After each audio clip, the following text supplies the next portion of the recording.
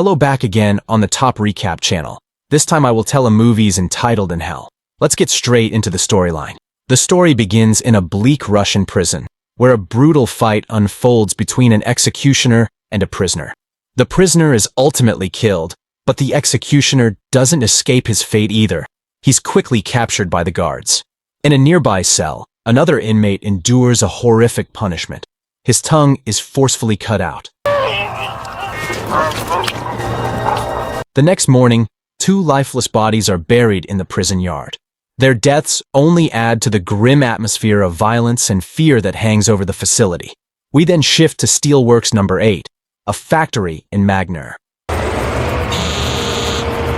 There, an American worker named Kyle LeBlanc is on the phone with his wife, Gray. She playfully urges him to come home soon, and Kyle promises to leave right after his shift ends. But fate intervenes. While driving home, Kyle calls Gray again. This time, something doesn't feel right. Don't worry, I should be there in 10 minutes. Through the phone, he hears disturbing sounds. A struggle, perhaps. Unbeknownst to him, an intruder has broken into their home and is attacking Gray. Panicked, Kyle dials the police, but the language barrier prevents him from explaining what's happening. You speak English? Can you hear me?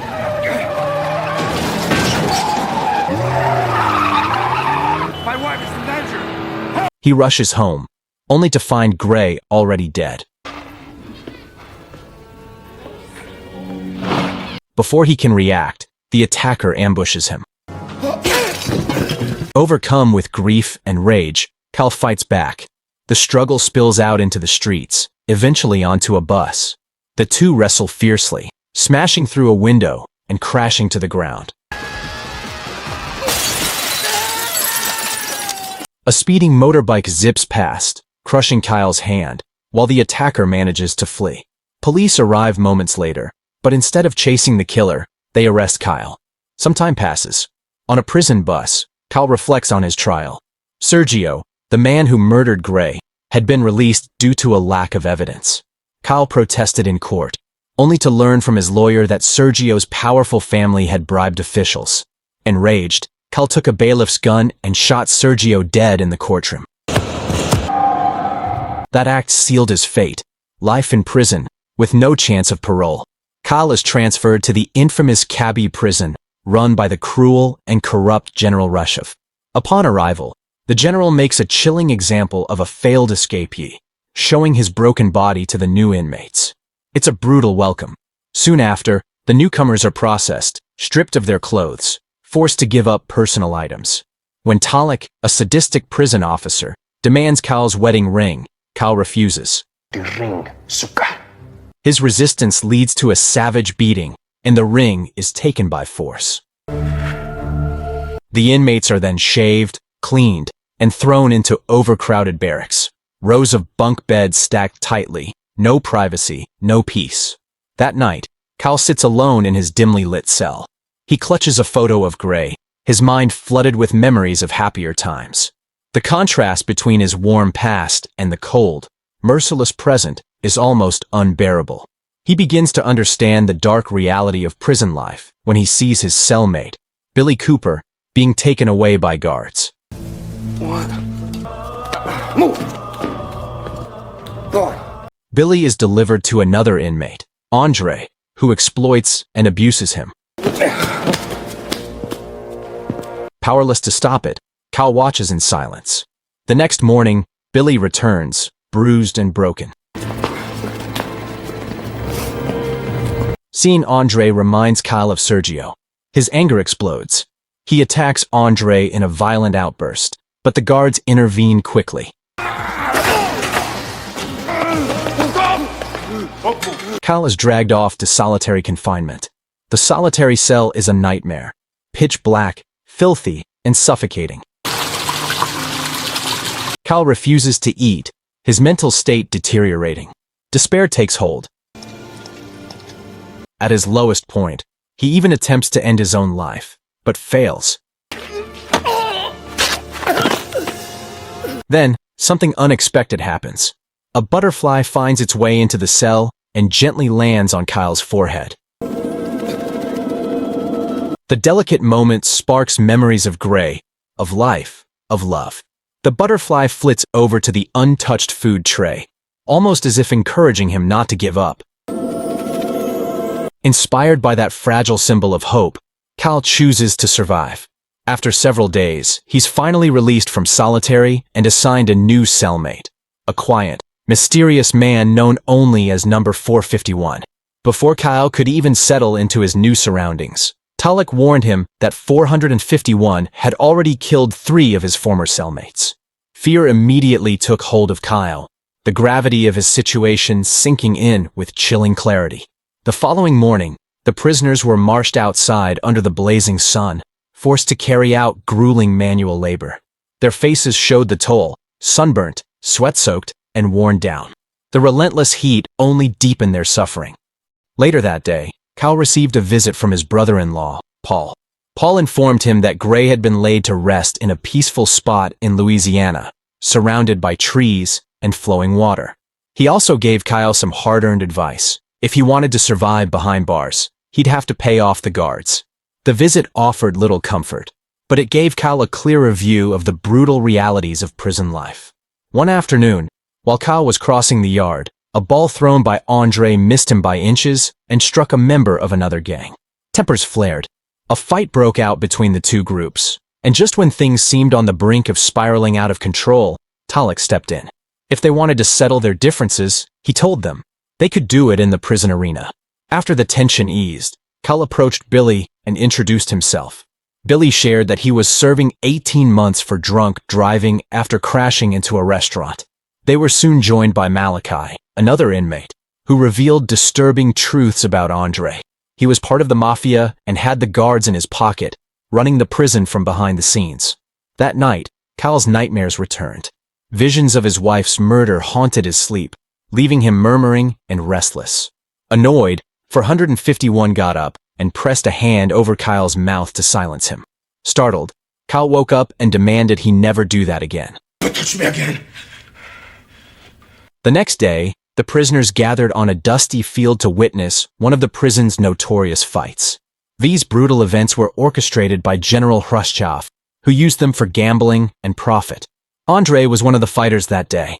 He faced off against another inmate in a savage brawl, exchanging blow after blow.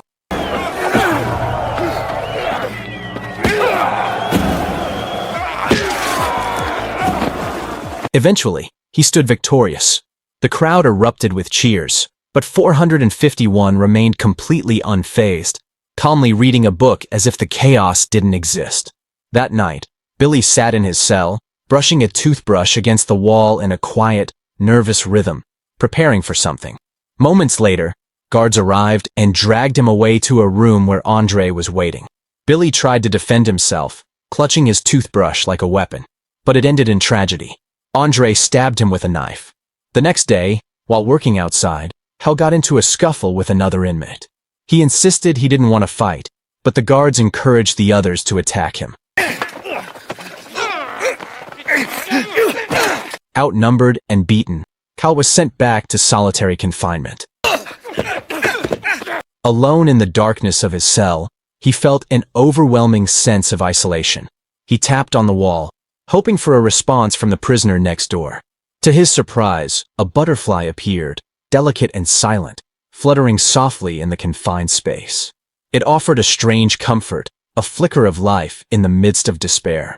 But the moment was broken by the muffled sounds of someone being beaten outside his cell. Cal couldn't see who it was, but he felt the helplessness like a wound. After several days, he was released and returned to his original cell, now shared again with 451. There, Cal discovered a diary written by his silent cellmate. As he read through its pages, he was struck by the raw hatred it contained. Yet somehow, the words echoed his own feelings. It awakened something in him, a bitter determination to keep going. Just as he became absorbed in the diary, 451 returned. Uncomfortable under the man's cold, piercing gaze, Cal quickly set the journal aside and said nothing. Later, in the dining hall, Andre taunted him, bragging that he had enjoyed Billy. Cal snapped. Fury overwhelmed him, and he lunged at Andre, throwing a punch that triggered a vicious fight. Guards quickly broke it up, dragging Kyle back to solitary once again. From across the room, 451 observed the scene without emotion, then returned to his book, undisturbed by the violence. Elsewhere in the prison, a group of inmates assigned to forced labor stumbled across an abandoned mine.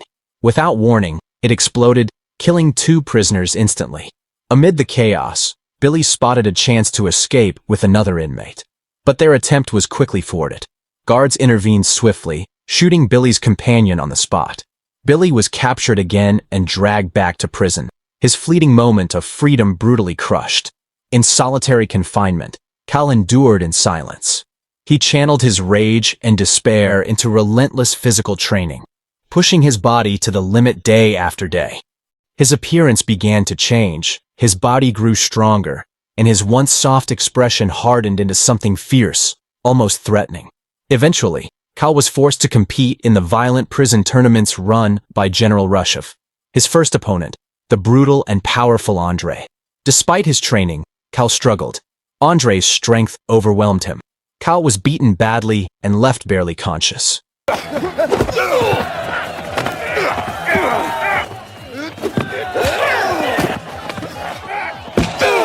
As Andre dragged him toward an iron pole, ready to deliver the final blow, Cal summoned the last of his strength. He kicked Andre down, then, driven by pure instinct, lunged and bit into Andre's neck, killing him in a savage act of survival.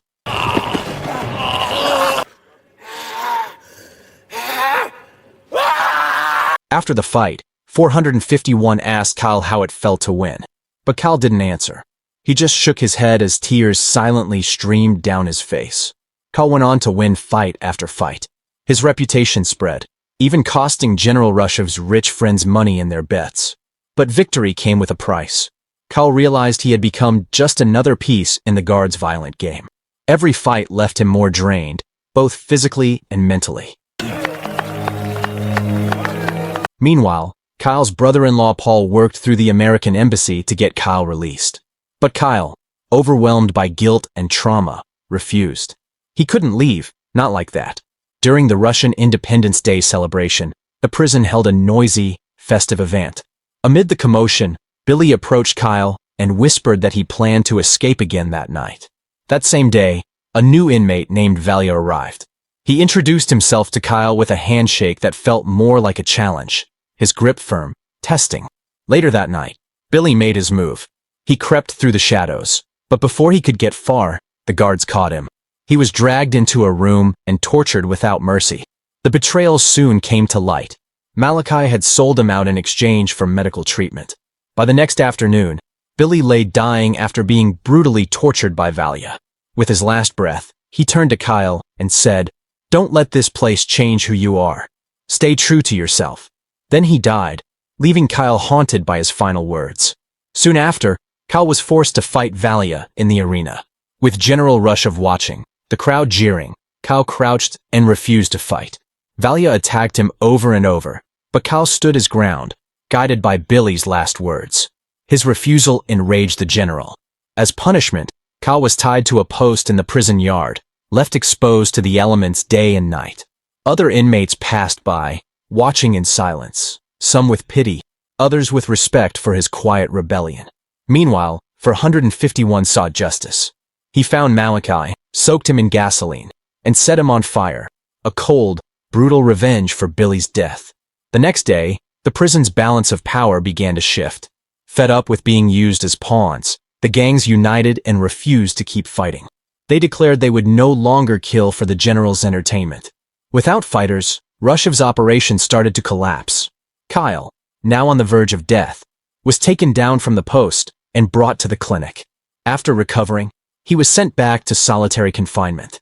There, he resumed his old habit of tapping on the wall to communicate with the inmate next door. But Rushev hadn't given up. He sent an executioner to kill Kyle.